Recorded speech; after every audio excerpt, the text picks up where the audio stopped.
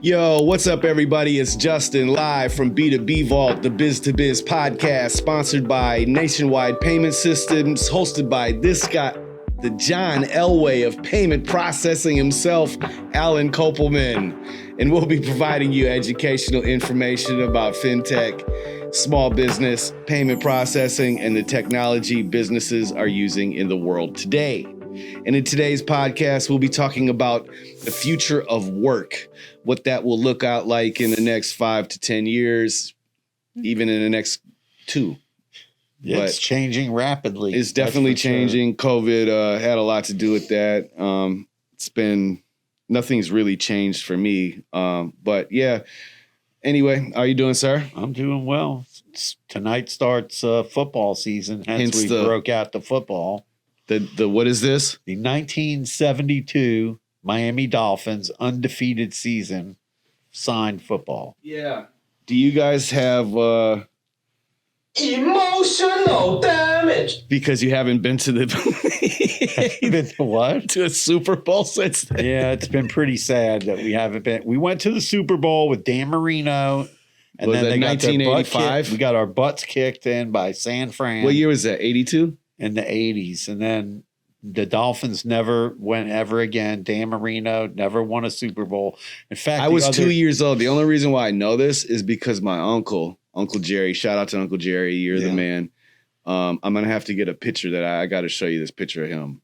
Anyway, he has every Super Bowl on VHS. Wow, that's cool. So when I was a kid and I would if I had to go and spend the weekend over there or whatever, it would just be like a Super Bowl marathon. I could go back to like, I don't even know. Whenever, I can't remember. It's probably VHSs in the Whenever late the 70s. VHS started, he had the Super Bowl. So the other day, Joe Montana came out and he said Dan Marino he thought was one of the greatest quarterbacks. That was nice. Who? Joe Montana. Thought that Dan Marino was I think he's being polite. Whatever. He said it. Joe Montana was probably, in my opinion, growing up in the 90s, like watching football was my favorite, dude. The Dolphins had like a prolific offense, and then had Mark Duper. We had Mark Duper, Mark Clayton.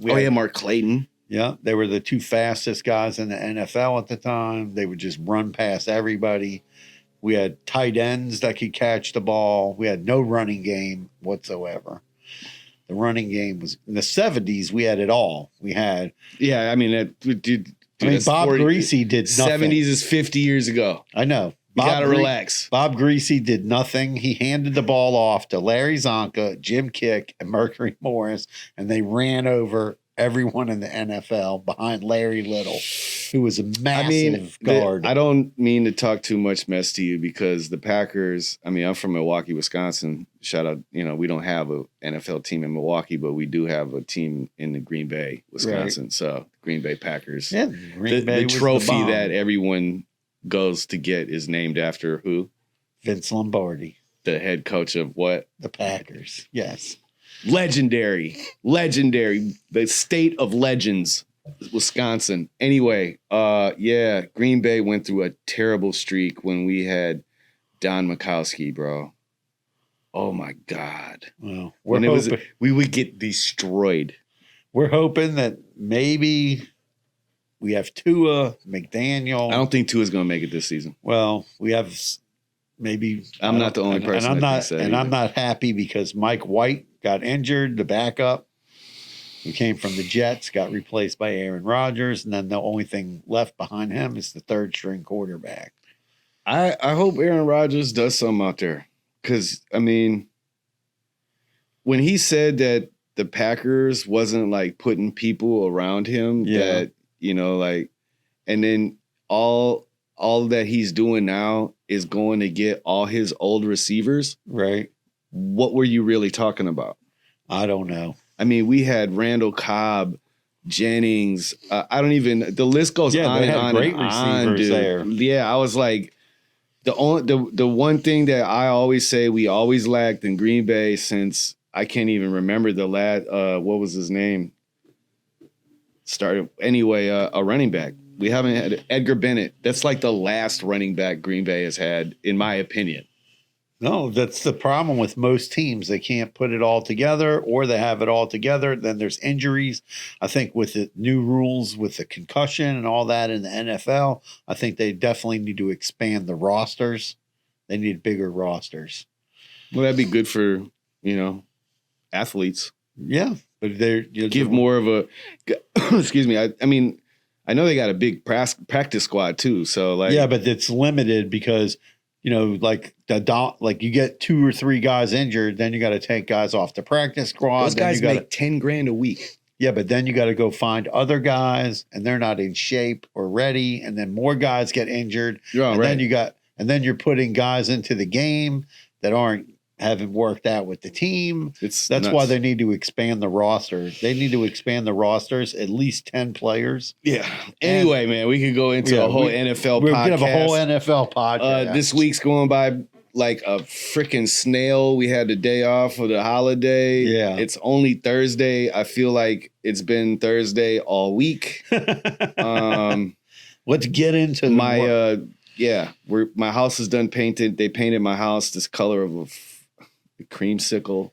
Oh man, that's the Florida coral. I know it's the Florida coral, Caribbean. Yeah, Caribbean coral vibes. I don't have a problem with it. My kids think it's hilarious. Okay, because when I show them the creamsicle box, now they can't stop. They can't stop. Yeah. Okay, but anyway, the future of work. What do you think? I think the future of work is going to be nuts by 2030. I mean, I listened to what's the guy? Now I'm going to not remember the guy's name. Mike, the guy, the dirty work guy. What's that guy's name? Dirty Jobs. Yeah, Dirty Jobs. So I was listening to him, and I was listening to. He was on another show, and then they were talking about AI and work, and they were talking about how in factories, when they brought in robotics and all that, into factories. How that changed factories hundreds work. of thousands of people lost their jobs. Right. And then they're talking about the same thing could possibly happen with all this AI. All right. But I'm not. It's supposed to happen. Right. How do you evolve? Right. You have to evolve. Things evolve and change. So we went from starting fires with sticks and stones. Right. But I'm going to finish making my point. But we got to evolve. But then the other problem is that we have a need for tons of other jobs, and nobody wants to do those jobs anymore because everybody's being told, oh, you must go to college and all that. No one wants to do those jobs, bro, because the pay rate hasn't increased. So but I'm talking about people aren't doing those jobs anymore. I know, but I'm talking about even college kids anymore. I know, but I'm talking about plumbing, electricians, air conditioning. Well, they took that out of we talked about that on a podcast before. They took that out of the high school. They got to put it back in high schools because there's a major shortage. When you want to get trades something, you talking about? Yeah, when you want to get something done at your house, man, you got to call 10 people before you find a guy that. And it's going to be expensive, and you don't know what their experience level is, and all of that. That's got to change. But work. The other thing is like a lot of companies started, putting people to work at home, and then they wanted to bring people back to the office, and then people shrunk their offices. I mean, we drive around our area. We're in the middle of an office area. It's not an industrial complex because nothing's being built, but there's just office buildings. We're surrounded by office buildings. They call it the business. It's the Cypress Creek Business Corridor of Fort that Lauderdale. Sounds like a great way to explain it. And it's just office buildings, warehouses, tons and tons of office buildings. 2 years ago when I started, this place was a super, super ghost town. Oh, yeah. Well, it's tons of people closed up businesses at the time. People that about a year ago, it got really busy again. Yeah, and then now it's kind of like, Well, I think a lot of people started to the hybrid thing. But they moved. Like they reduced their office space, and they have. Like I talked to one of our. I agree. That's smart. I talked to a client recently, and they were telling me, they said, oh, yeah, we had 6 floors in an office building. Now we have 1 floor, and they moved to a new spot. They have 1 floor, and only 10 people have an office. Everybody else has to go on a website, schedule time for the office or schedule time for conference rooms and things like that, meeting rooms to come in and do their meetings. And he said the young people want to come in and work in the office.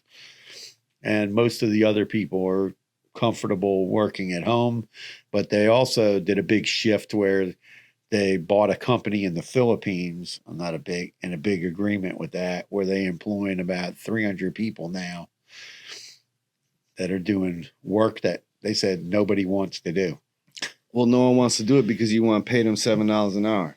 They get paid a lot more than that. So they're the highest paid, they said they're one of the highest paid employers in the Philippines. I'm not talking about in the Philippines. I'm talking about it in America. Well, no, it's not $7 Those types an of hour. yeah, bro, come on, man. It's an office job. Yeah, how much? 12? No, like 10? they were paying like $20 an hour or more. In what economy? No. I mean, in what state? Whatever. I mean, we could get into whatever. it, Let's not get into pay. I'm just saying I that think people have shifted to where, listen, we get calls from companies that want to do telemarketing for us. One guy's in the Philippines, one guy's in India, one guy's in Pakistan. We got one guy today from Jordan. Mhm. I mean, Jordan, I never even got a phone call from there before. And they're in all these different countries trying to sell us, services, virtual. The new thing is like virtual assistant, hire virtual assistants. And these virtual assistants are all over the world or all over the country. Yep. And that's like a big changing thing. It's like a new thing now. Like we got a company now, we got a couple of them that one we're already doing credit card processing for. One just applied the other day. What's their business? Supplying virtual assistants. I mean, that's not new, bro. No, I'm saying it's growing. I'm not saying it's not new. I'm saying it's a growing industry. Virtual hiring, having companies that find you. Again, that's because people, I mean, this is, you're a business owner. Right. I'm a business owner. Yeah. So I look at this as two ways. One, the businesses are trimming the fat, right? Yeah. And so it's all about operating as lean as possible. Yes. Right. So the problem with that is you're taking jobs away from qualified individuals that are in your community, and you're hiring people outside of the community for cheaper. Right. In some cases, not in all cases. Okay. Right. Right. I agree. But, again, yeah, you're helping your business, but you're not helping the greater scheme of things. That's true. Right. Yeah. Also, I understand the business owner side of it because we're trying to run as lean as possible. And the people in our community can't work for what we can pay them. That's also part of the problem. That's a main part of the problem right now in America is people would rather go work for themselves for $10, $15 an hour and do the hustle and do what it takes rather than go work for a job and make $15 an hour, pay taxes on that, right? Have to whatever, all the other stuff. And you come home with a really shitty paycheck. Well, the other problem is that you have rent, property taxes. Everything is expensive. No, but I'm saying that's caused rents to go up, and rents to go up like in office spaces. And it's very hard. There's a lot of big empty office spaces, but there's not a lot of small empty office space, like 2,000, 3,000 square feet. You can't even find that. If I wanted to go rent 10,000 square feet, I could go get a great deal on 10,000 square feet, but I don't have the need for 10,000 square feet. But I'm saying if you want to have a small business and have an office, it's very hard today because you can't go find something. That's why most people are operating right out of their house. Right. They're turning their garages into their office. That's what I'm saying. They're being forced to do that because these people that own I was reading a story where this company Rackspace bought a mall, and now they're going to move out of the mall because when COVID came, their employees all wanted to go work at home. And then a lot of them relocated outside of the city, wherever they are in Texas. So now they're going to move everything out of that building to a smaller building outside of the city where more of their employees live, so that they can have an office closer to where the employees move to, because a lot of employees moved out of the city into the suburbs. Yeah, that's like the one investment group that's literally trying to build a city outside of San Francisco. Right. There's like three or four projects that are trying to get done in California, where company went and bought property and they want to put up an office building and city, bro. And house. No, they want to build an office building. They want to build houses. a city. Right. They want to build their own city. Exactly. And it's going to be for their employees, the people, like, because I mean, I understand, trying to get a house, you can't afford that in San Francisco, Oakland, wherever, Right. So they want to make it affordable for their employees. Yeah. It's smart. I think that's going to pop up all over the country. And, like where my daughter lives in Cedar Rapids, there's a couple of big companies there. Smart cities. And doing the same kind of thing where they moved in, they bought up this one company, Collins Aviation. They merged with another company. They bought up all the empty office space in the corridor. That's right where my daughter's TV station is. And they bought up all the buildings over there, and that's all their offices. And then all their employees moved from other states into the area. And it's much cheaper to live in Iowa than it is to live in Florida or New York or Chicago or wherever all these people were living. Yeah, no doubt. It's more affordable living. I mean, the younger generation is, they're more mobile, right? Like, they're not like me. I have not small, but I still have teenagers. So I can't just pick up and go, right? No, but I'm saying if your job move, like let's say I moved the office. I say, we're going to move to North Florida. Who wants to move? Yeah, people might want to move because it's cheaper to live over there and give people a better living opportunity. That's what's going on. That's a possibility. That's what's going on. No, but on for a very sure. large scale, it's going on. Yeah. But let's doubt. talk about and also they're talking about taking empty office buildings and renovating them into apartments. They're talking about taking these empty hotels and turning them into apartments. Because there's tons of them. There's tons of empty businesses. Yeah, why don't you just let the homeless in? They're doing that in some cases too. They are doing it in some cities and it's working. Yeah, in some cities they're taking care of other people and not taking care of the homeless. We won't get into a whole discussion about that. But the other thing is, another thing that's growing big is like the whole contract worker, gig economy, like people who, I need someone to do this job for 5 days. Again, that goes back to the employer.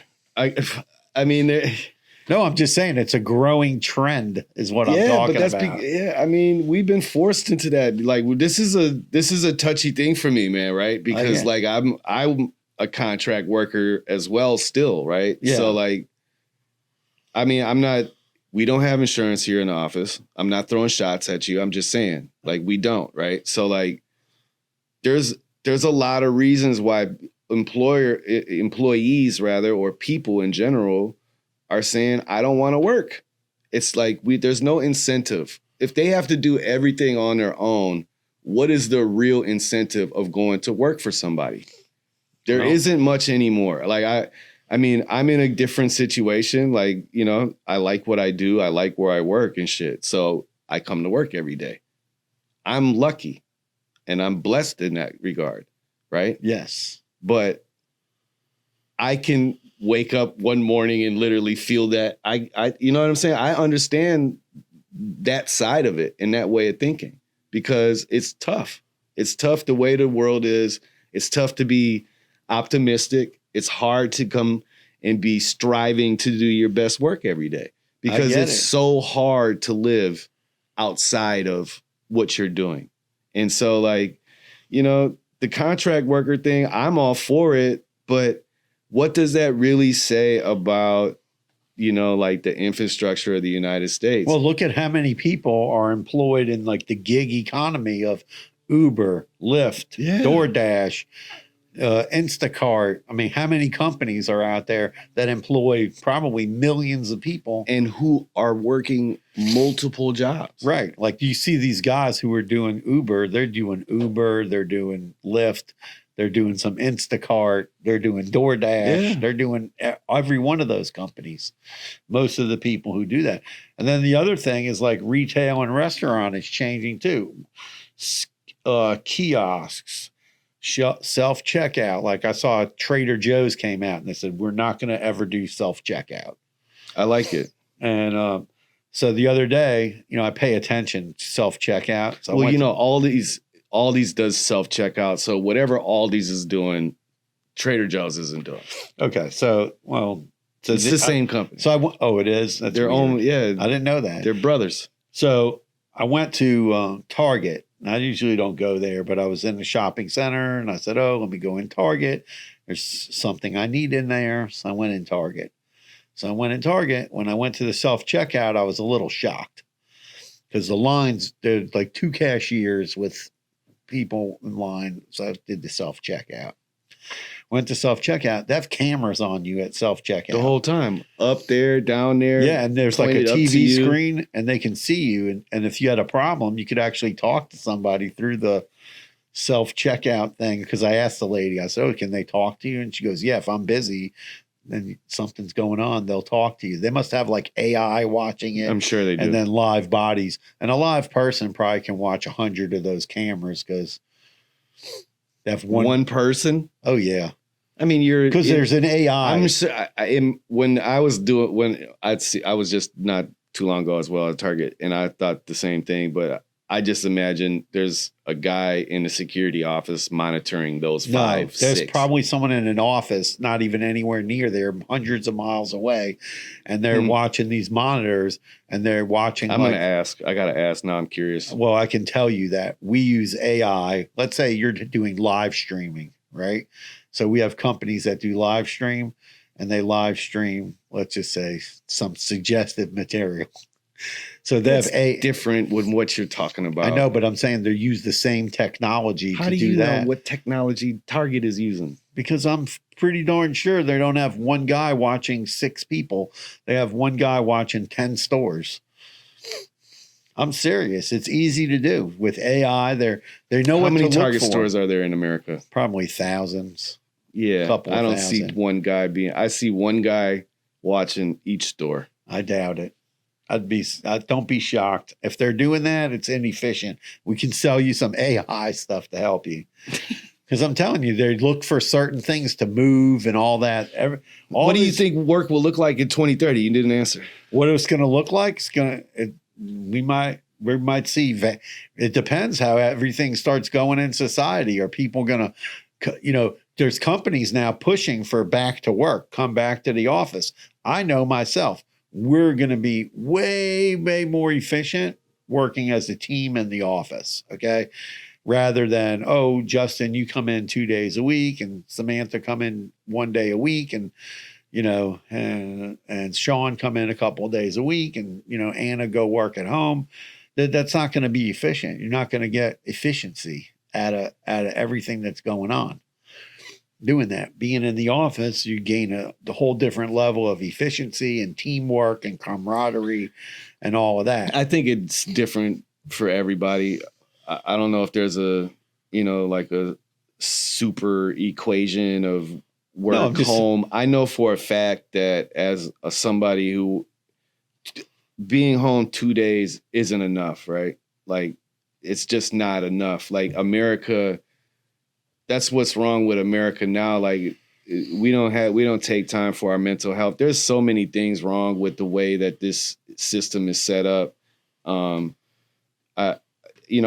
totally against it. Listen, when I was a kid growing up, I remember you didn't go like Saturday and Sunday. There wasn't a lot of businesses open on Saturday and Sunday. There wasn't a lot. I remember that too. I mean, like there wasn't a lot. What I'm saying is like the future of work in 2030, man. Like I hope that it's like a lot more just easier for people to work. Like I don't know how to make more money for everybody, but the wealth gap and all this, there's no incentive. Like, I get it, dude. Like, people are tired of working. Like, there's no real incentive. We talked about it the last podcast. Yeah, I don't know. I'm not. I think the way that the people are working in 2030, I think that it's going to go to more virtual stuff and less in office. People are at restaurants. There's going to be less and less need for people. There's going to be no need for a person really at a restaurant. We're already watching robots cook everything for you. Robots. I got a robot making guacamole. Everything will be pre-made. It'll be inside of your freezer. Exactly. So like, I see that changing dramatically. I see grocery stores changing dramatically. I see them going more towards the way Aldi's operates. Less people in the store. You know what I'm saying? Aldi's operates great, in my opinion. Yeah. So I think that things are going to be super more automated. I think people are going to have to learn more trades. I think that's going to be a huge calling. I think that people who work in like our type of creative B2B type world, I don't see much changing. Technology will change and we'll adapt to it and then use it as we see fit. Right. I mean, we're talking 7 years. Yeah. Not much is going to change, I don't think, unless there's some super breakthroughs, but I don't imagine it right now. Yeah. Other than that, I hope that I hope we figure out a way to make people feel like they're working for a purpose and not just to pay the bills. Because when I talk to all of the people in my age group, besides the ones who went to Harvard and Yale, and they're still broke too, but you know, like the ones that are like at my level, we're all paycheck to paycheck. All of us just would rather buy a RV and move to North Dakota and start a community.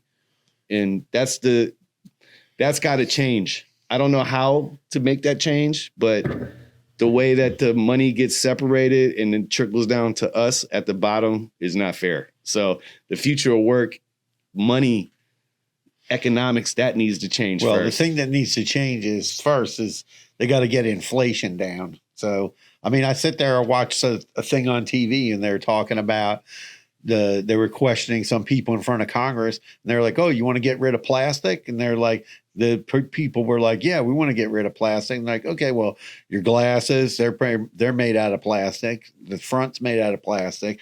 There's plastic in your clothing. So they just don't understand.